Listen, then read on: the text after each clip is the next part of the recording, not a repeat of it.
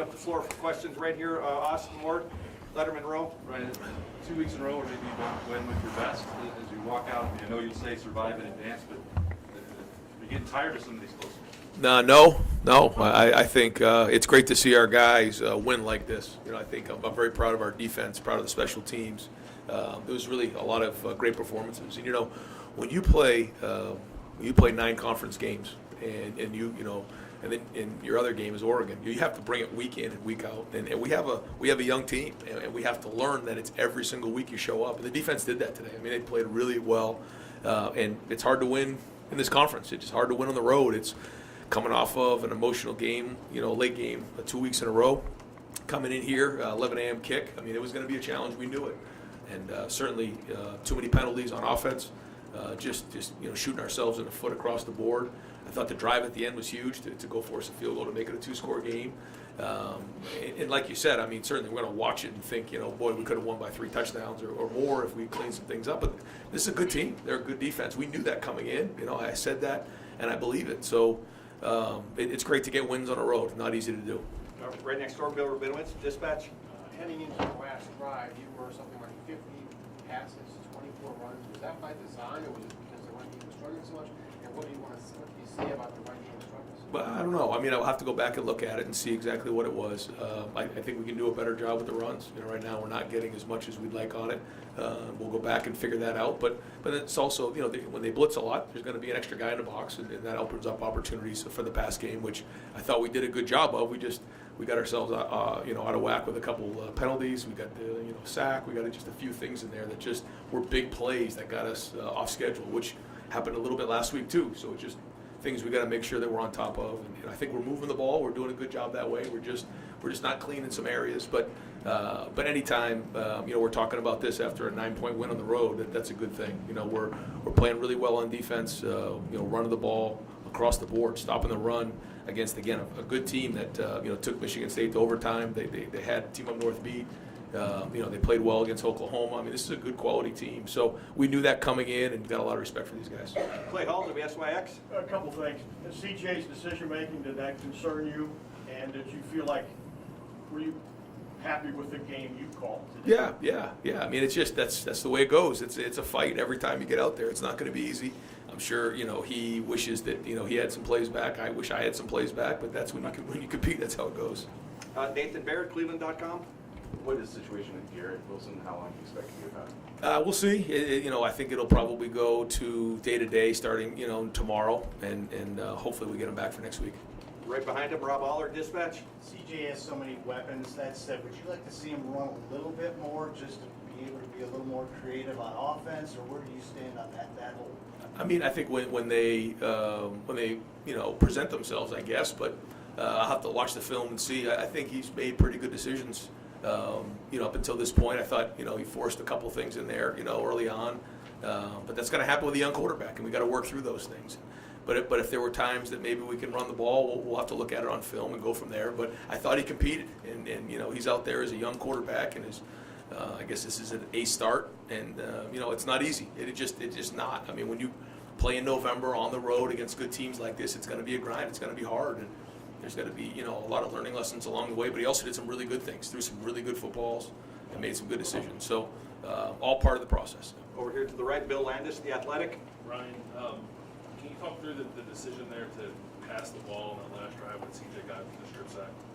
Why you wanted to throw the ball in that situation as opposed to try to win some more clock? But on a drive where you guys had finally started getting chunk plays in the run game.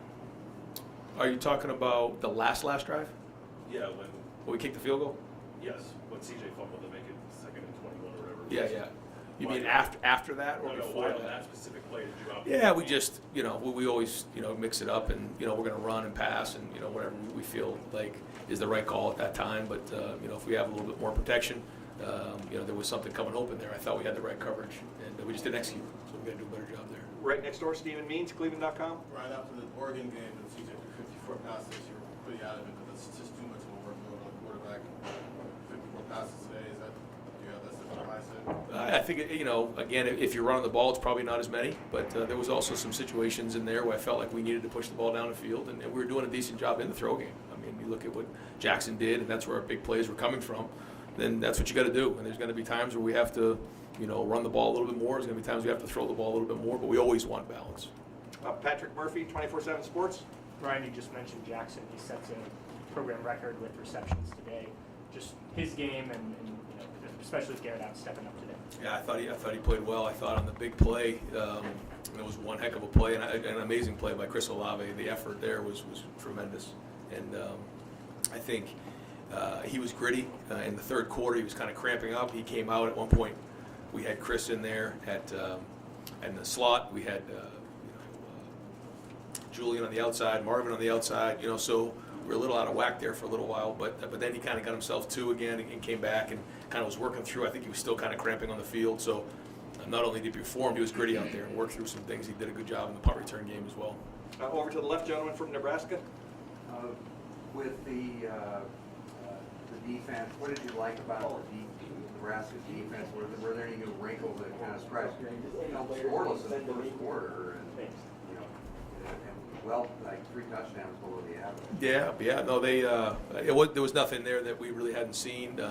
I just think they're very good. I think that they have some talented players that have played for a long time. A lot of veterans out there, and they did a good job at times winning the line of scrimmage, and got to the quarterback at times. But impressed with the defense and have been all year. Tino Bovenzi, Spectrum. A lot of people don't think of a kicker as a weapon, but how big of a weapon is Noah Ruggles, especially icing the game with that 47-yarder into the wind like that? Yeah, when you kick 4 field goals and you win by 9, it's obviously huge. And that was, like you said, it was a 47-yarder into the wind. It wasn't a strong wind, but it was enough. And he had a lot of distance on it. The protection was solid. So he's become a weapon for us, and that's huge. And when your defense is playing well, then you can play a little bit to that. Like we were trying to, on that screen pass, we were just trying to get him into field goal range somewhere inside of 50 yards. And it's a good feeling when you have a guy that you feel strong about in there, and he's been coming through the last couple of games. How big is it to have that in a game winning or when you need a field goal like that? Is that one of the pieces you want to see to Huge. make this a complete team? Yeah, it's huge. And when you're playing good defense like that and you're getting points on the board, it has a different feel than a shootout when it goes back and forth, and field goals really don't matter. They mattered in this game, and so it's good to see us make them. We're going to do 2 more questions for Coach Dan Hope, 11 Warriors. Yeah, just to follow up on that, when you brought in Noah this summer, did you think that you were going to be in this position where 2 games in a row you were going to need him to make 4 field goals to win? Yeah, probably not, no. But you have to have that in big games. And when it gets tight, you'd like to sit here and think you're going to blow out every team. It doesn't work that way. These teams are too good, and so every point counts, every possession counts, and to get 3 points is huge, especially when your defense is playing well like they did today. We'll go over to the left. Joey Kaufman, Dispatch. Ryan, what went into DeJuan Jones didn't get to start today, didn't come to the 3rd series. What was going on with him? He was feeling ill, and so he's kind of had a little bit of a stomach thing, and was struggling through that. And then Nick Petit missed some practice this week, and so we were kind of moving those guys around. So it was a little bit helter-skelter at some points in there, but they kind of worked through it, and they gritted through it, so that was good. But like your observation's accurate. Like we were kind of moving those guys around today a little bit, and that was not by choice. It was more by necessity. Did they have an effect on anything, like run game-wise? I don't know. We'll have to see, but there's no excuse. Last question, Whitney Harding, WCMH. Brian, you talked a lot about how the defense was so great today and how it kind of helped you down the way, figuring out what you're going to do.